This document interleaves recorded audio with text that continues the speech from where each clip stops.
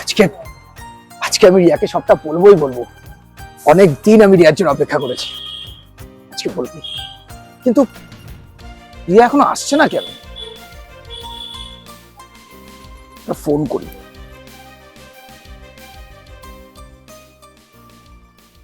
কেটে দিল, ব্যস্ত আছে নাকি? ইচ্ছে করে কেটে দিল। আরেকবার কল করি তো। হ্যাঁ রিয়া, রিয়া তুমি কোথায়? আমি প্রিন্সেপ ঘাটে তোমার জন্য অপেক্ষা করছি। 7টার সময় তোমার আসার কথা ছিল।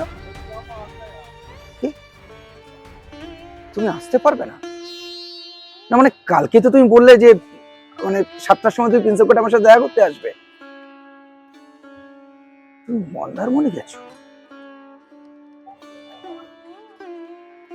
মানে আমি কিছু বুঝতে পারছি না, মানে কি বলছো কি তুমি?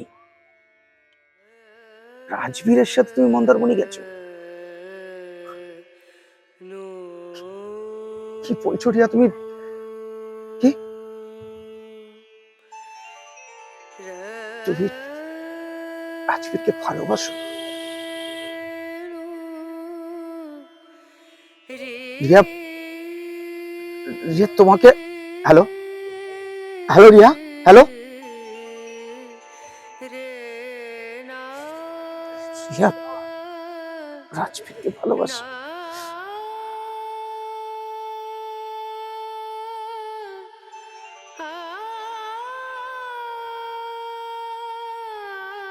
এখন আর মন খারাপ করে কি হবে?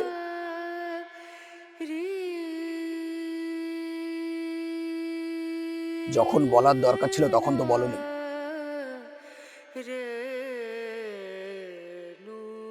অ্যাকচুয়ালি কি জানো তো, তুমি বললেও খুব একটা কোনো লাভ হতো না।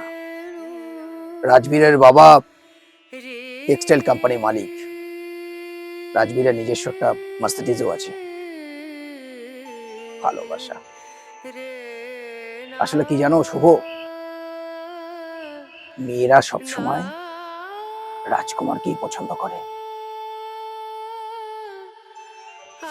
তো এক কাজ করো, তুমি নিজের যোগ্যতা অনুযায়ী কাউকে ভালোবেসে তার সাথে বিয়ে করে সংসার করো, তাতেই তুমি ভালো থাকবে। ভুলে যাও তুমি রিয়াকে, ভুলে যাও।